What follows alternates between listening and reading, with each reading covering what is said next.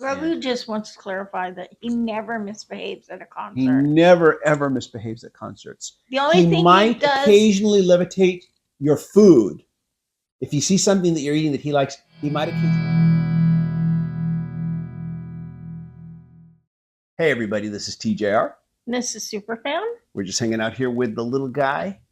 And I'm going to talk about a subject that Robert and I actually did discuss maybe a few weeks or a month ago on this channel in regards to behavior at concerts. And at the time, that discussion was kind of, Robert kind of said, I want to talk about this because of an article where John Mellencamp yelled at his audience for, for basically what he saw as inappropriate behavior during his concerts and for, yelling and screaming while he was trying to perform a song.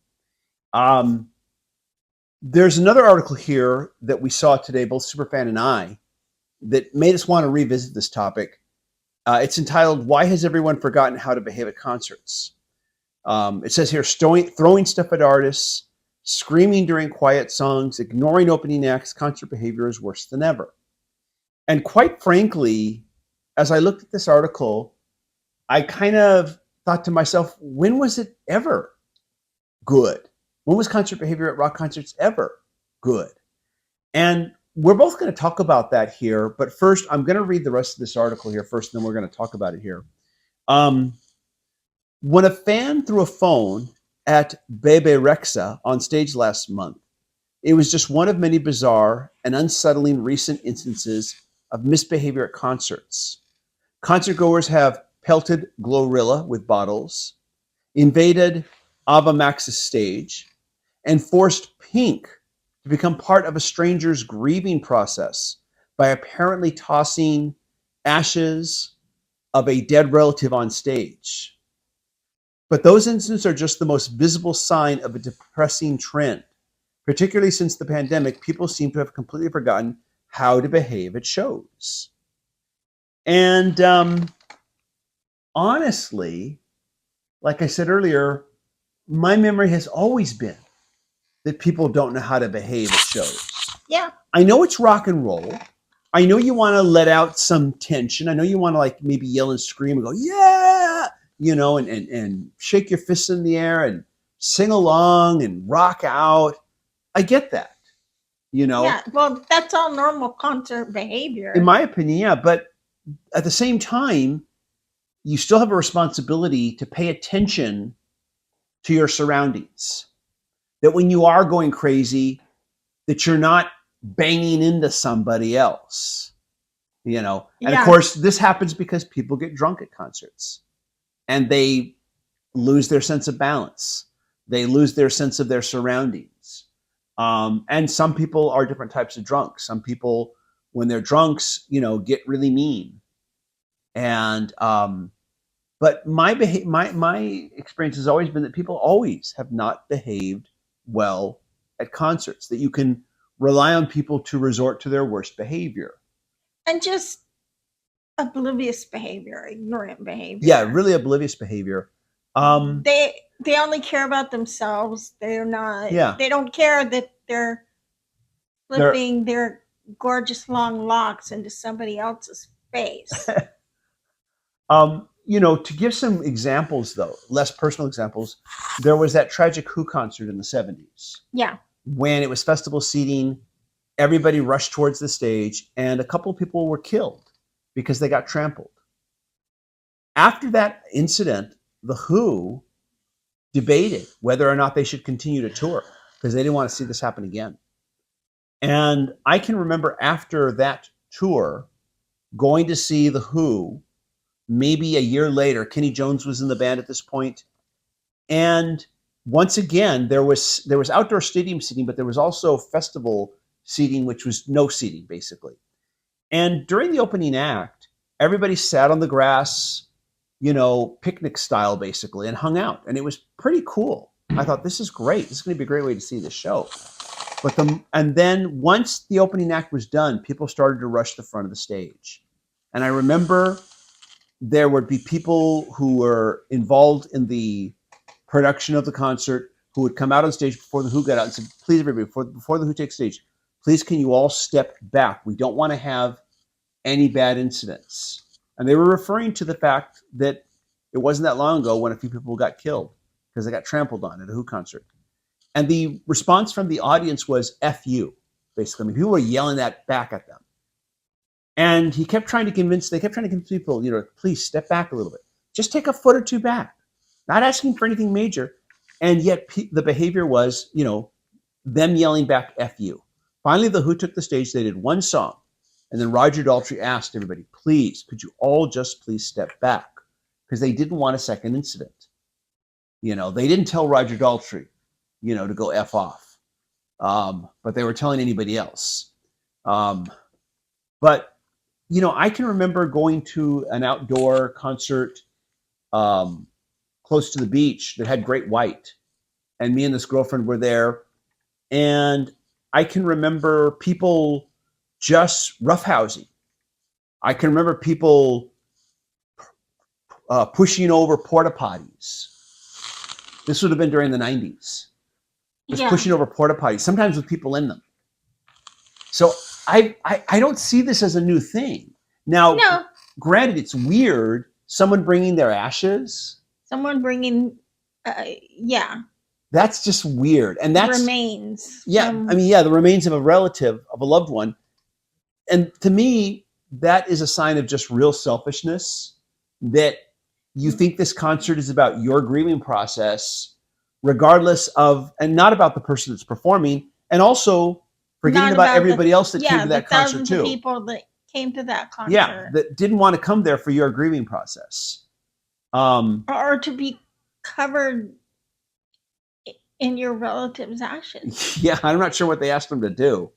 But yeah, and the thing is, people throwing bottles, I don't remember that happening when I would go to concerts back in the day. Yeah, no, you didn't have, I'm assuming that they're plastic bottles. Actually, they wouldn't let you come in with a bottle. Yeah, no, you could buy a cup of beer, of alcohol, but there'd be no bottles. There'd just be cups. I think they allow aluminum bottles now. But that would still hurt. Yeah, that would still probably hurt. I don't remember that, but I do know all kinds of just behavior that would occur. And not every concert I haven't been to anywhere near as many concerts as you've been to. You've been to a lot of them, you and Robert both. Yeah. I haven't been to that many concerts. But not all of them were bad, but I don't remember them necessarily being good. And I remember people being very aggressive, pushing and shoving, and just a real, just general lack of respect for the people. So I don't necessarily agree with this whole idea that this is somehow something new. No, it's not. I mean, I can remember on the positive side of things, going to shows back in the day, and I went to a few punk shows. Yeah. Not a whole ton of them, but enough. And I remember the boys always going out of the way, and the guys just to look after the girls and make sure that they didn't get hurt. Really? Because it was a more aggressive situation. And they would look after. People looked after each other, I feel like, at those shows. I would expect trouble at a punk show. I would just go in there expecting it, that would be the norm. To hear that they actually looked out, for some of the other, for the girls attending, that's interesting to hear. And even at I didn't go to any punk shows. They had LA Street Scene years ago. I don't know if they even do that anymore. But, they would have 20 or 30 different bands playing around LA. Yeah. And it was a free thing. Yeah.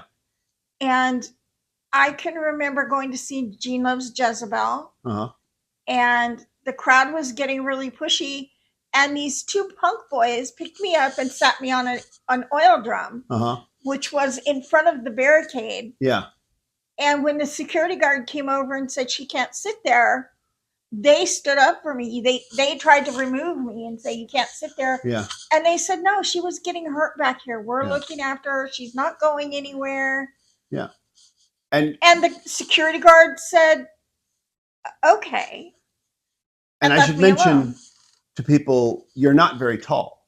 No. So you're an easy target to get trampled on because you're not real tall. And so that's good to hear.